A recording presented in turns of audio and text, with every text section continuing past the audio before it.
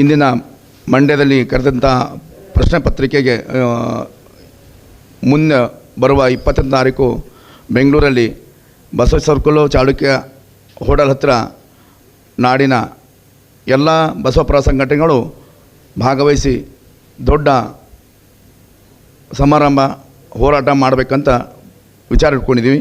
ವಿಷಯ ವಚನ ದರ್ಶನ ಎನ್ನುವ ಫೇಕ್ ಬುಕ್ ಬಿಡುಗಡೆ ಕುರಿತು. ಬರೆದಿರೋದು ಫೇಕು, ಬರೆದವರು ಕೂಡ ಫೇಕು. ಬರೆದವರು ಯಾರೇ ಆಗಿದ್ದರೂ ಕೂಡ ನಿಮ್ಮ ಮಾಧ್ಯಮ ಮುಖಾಂತರ ಅವ್ರಿಗೆ ಹೇಳಲು ಇಷ್ಟಪಡ್ತೀವಿ. 900 ವರ್ಷ ಬಸವಣ್ಣನ ಮೇಲೆ ಇಲ್ಲೇ ಇರ್ತಕ್ಕಂತಹ ಪ್ರೀತಿ ಇವಾಗ ಯಾಕೆ ಬಂತು? ವಚನ ಪ್ರಚಾರ ಮಾಡಬೇಕಾದ್ರೆ ನೀವು ಬರೆದು ಪ್ರಚಾರ ಮಾಡೋ ಅವಶ್ಯಕತೆ ಇಲ್ಲ. ಕೋಟಿ ದುಡ್ಡು ಖರ್ಚು ಮಾಡಿ ಸರ್ಕಾರವನ್ನು ವಚನ ಸಂಪುಟವನ್ನು ಪ್ರಿಂಟ್ ಮಾಡಿದೆ. ಅದನ್ನು ತಗೊಂಡು ಬಸವಣ್ಣ ಅಭಿಮಾನಿ ಮೇಲೆ ನೀವು ವಚನವನ್ನು ಬಿಡುಗಡೆ ಮಾಡಿ ಅದು ನೀವು ಸಾರ್ವಜನಿಕ ತಲುಪಂಥ ಕೆಲಸ ಮಾಡಬೇಕು. ವಚನಗಳ ಅರ್ಥ ಅಂದ್ರೇನೋ ವಚ ಅಂದ್ರೇನೋ ಅಂದ್ರೇನೋ ಅರ್ಥ ಅರಿಯದೇ ಇರ್ತಕ್ಕಂತಹ ಅಜ್ಞಾನಿಗಳ ಮಾತು ಕೇಳಿ ಈ ವಚನ ಬಿಡುಗಡೆ ಮಾಡಿದರೆ ಮುಂದಿನ ದಿವಸದಲ್ಲಿ ಕರ್ನಾಟಕದಲ್ಲಿ ಅಥವಾ ಸೌತ್ ಇಂಡಿಯಾದಲ್ಲಿ ಅಥವಾ ಭಾರತದಲ್ಲಿ ತುಂಬ ದೊಡ್ಡ ಘೋರವಾದ ಹೋರಾಟಗಳು ನಡೀತವೆ. ಇದು ಈ ಪ್ರೆಸ್ ಮೀಟ್ ಮುಖಾಂತರ ಅವರಿಗೆ ನಾವು ಎಚ್ಚರಿಕೆ ಕೊಡ್ತಾ ಇದ್ದೀವಿ. ಈ ಎಚ್ಚರಿಕೆ ಕೇಳಿಬಿಟ್ಟು ಹೋಗೋದಲ್ಲ. ಹಿಂದೆ ಇದ್ದ ಲಿಂಗಾಯತರು ಈಗಲ್ಲ.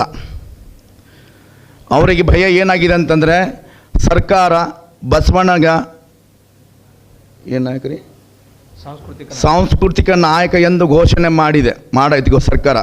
ಅಂದ್ರೆ ನಮಗೆ ಧರ್ಮವನ್ನು ಮಾನ್ಯತೆ ಸಿಕ್ಕದ ಹಾಗೆ ಆಯ್ತದು ನಮ್ಮ ನಾಯಕ ಅಂತ ಹೇಳ್ಬಿಟ್ಟು. ಅದನ್ನು ಅವ್ರಿಗೆ ಅರಿಸ್ಕೊಳ್ಳೋಕೆ ಆಗ್ತಾಯಿಲ್ಲ. ಇತ್ತೀಚೆಗೆ ಎಲ್ಲ ಸಮುದಾಯದವರು ಜಾತಿರಹಿತ ವರ್ಣರಹಿತ ಬಸವ ತತ್ವವನ್ನು ಒಪ್ಪಿಕೊಂಡು ವಚನ ಸಾಹಿತ್ಯವನ್ನು ಅಧ್ಯಯನ ಮಾಡಿ ಸಮಾಜವನ್ನು ಅರಿತು ಮೇಲು ಕೀಳು ಅನ್ನದೇ ಧರ್ಮ ಜಾತಿ ಎನ್ನದೇ ಎಲ್ಲರನ್ನು ಅಪ್ಪಿಕೊಳ್ಳುವಂಥ ಧರ್ಮ ಅದು ಲಿಂಗಾಯತ ಧರ್ಮ. ನಾನು ಕೂಡ ಯಾಕೆ ಲಿಂಗಾಯತನ ಆಗಬಾರ್ದನ್ನಂಥ ವಿಚಾರ ಪ್ರತಿಯೊಬ್ಬರ ಮನಸ್ಸಲ್ಲಿ ಬರ್ತದೆ. ಹಾಗಾಗಿ ಪ್ರತಿಯೊಬ್ಬರು ಬಸವ ತತ್ವ ಕಡೆ ವಚನ ಸಾಹಿತ್ಯ ಕಡೆ ತಿರುಗಿ ಬರ್ತಾ ಇದ್ದಾರೆ. ಅಲ್ಲಿ ಕಂದಾಚಾರ, ಮೂಢನಂಬಿಕೆ, ಮೌಢ್ಯತೆಯನ್ನು ಈಗಿನ ಯುವಕರು ಹೋಗುತ್ತಿಲ್ಲ. ಅವರಿಗೆ ನೋವಾಗ್ತಾಯಿದೆ.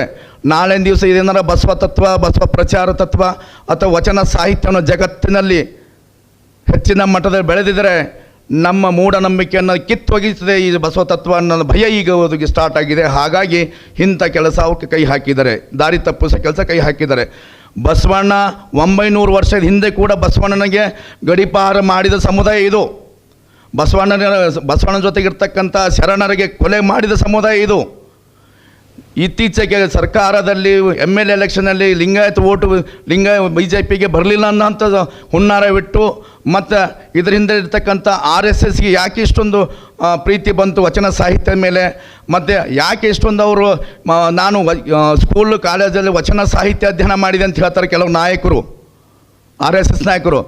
ನಿಮ್ಗೆ ವಚನ ಸಾಹಿತ್ಯ ಅರಿವಿದ್ದರೆ RSS ನಾಯಕರೇ ನಿಮ್ಮಲ್ಲಿರ್ತಕ್ಕಂಥ ಜನಿವಾರ ತೆಗೆದು ಕುಂಕುಮ ತೆಗೆದು ಇಷ್ಟಲಿಂಗ ದೀಕ್ಷೆ ತಗೊಂಡು ನಾನೊಬ್ಬ ಶರಣ ಎಂದು ಹೇಳಲು ಮುಂದೆ ಬನ್ನಿ ನೋಡೋಣ ನಿಮ್ಮ ತಾಕತ್ತಿದ್ರೆ.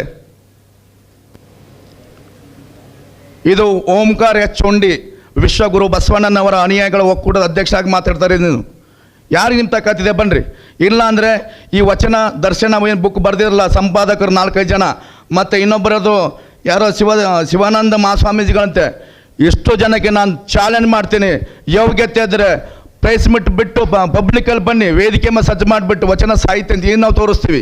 ನಿಮ್ಮ ಹತ್ರ ದಾಖಲೆಯನ್ನು ನಾವು ಕೊಡ್ತೀವಿ. ನಿಮ್ಮ ಹತ್ರ ಏನೇನು ದಾಖಲೆ ತೊಗೊಂಡು ಬನ್ನಿರಿ, ಅದಕ್ಕೆ ನಾವು ರೆಡಿ ಇದ್ದೀವಿ. ಅದನ್ನು ಬಿಟ್ಟು ಮೂಲೆಯಲ್ಲಿ ಹೋಗಿಬಿಟ್ಟು ಆನ್ಲೈನಲ್ಲಿ ಬಿಟ್ಬಿಟ್ಟು ಅಲ್ಲಿ ಬಿಟ್ಬಿಟ್ಟು ವಚನ ಹಾಳು ಮಾಡೋಕ್ಕೆ ಹುನ್ನಾರ ಇಟ್ಬಿಟ್ರೆ 900 ವರ್ಷ ಏನೂ ಆಗದೆ ಬಸವ ತತ್ವಕ್ಕೆ ಈಗಲೂ ಏನೂ ಆಗೋದಿಲ್ಲ. ಪ್ರತಿಯೊಬ್ಬರು ಲಿಂಗತ್ವ ತಿಳಿಬೇಕು. ಮತ್ತು ಲಿಂಗಾಯತರಿಗೆ ಯಾವುದೇ ಕಾರಣಕ್ಕೂ ಬೇರೆ ಧರ್ಮಕ್ಕೆ ವಿರೋಧಿಲ್ಲ. ನಾವು ಬೇರೆ ಧರ್ಮದ ವಿಚಾರದಾಗ ಹೋಗೋದಿಲ್ಲ. ನಮ್ಮ ಧರ್ಮಕ್ಕೆ ಬಸವ ತತ್ವಕ್ಕೆ ವಚನ ಸಾಹಿತ್ಯಕ್ಕೆ ಏನಾದ್ರು ತೊಂದರೆ ಆದರೆ ಇಲ್ಲಿವರೆಗೂ ಬೇಡ, ಹೋಗಲಿ ಬಿಡಿ ಅಂಥೇಳ್ಬಿಟ್ಟು ನಾವು ಕಾಯ್ಕೊಂಡು ಸುಮ್ಮನೆ ಕೂತೀವಿ. ಇನ್ನು ಮುಂದೆ ಕೂತ್ಕೊಳ್ಳೋಕ್ಕಾಗಲ್ಲ. ಯಾಕಂದ್ರೆ ನಮಗೂ ರೋಷಗಳಿದ್ದಾವೆ, ವೇಷಗಳಿದ್ದಾವೆ. ಆಮೇಲೆ ತಿರ್ಚಿ ಬರೆಯುವಂಥ ಜ್ಞಾನ ಹೊಂದಿದ ಬುಕ್ಕು ಪ್ರಿಂಟ್ ಮಾಡೋರು ನಮ್ಮ ಹತ್ರನೂ ಇದ್ದಾರೆ. ನಾವು ಶುರು ಮಾಡಬೇಕಾಗತ್ತೆ. ಈಗ ಗೊತ್ತಿರ್ತಕ್ಕಂತಹ ವರಮಹಾಲಕ್ಷ್ಮಿ ಹೆಂಗಂತ ಅದ್ರ ಬಗ್ಗೆ ನಾವು ಬರೆದ್ರೆ ಸ್ಟಾರ್ಟ್ ಮಾಡಿಬಿಟ್ರೆ ಹಬ್ಬ ನಿಲ್ಲಬೇಕಾಗತ್ತೆ ಅಂತ ನಾವು ನಮಗೂ ಗೊತ್ತಿದೆ ಏನು ಬರಿಬೇಕಂತೇಳಿ. ಹಾಗಾಗಿ ದಯವಿಟ್ಟು ಇಂಥ ಕಚಡ ಕೆಲಸಕ್ಕೆ ಕೈ ಹಾಕಬೇಡಿ. ಜ್ಞಾನ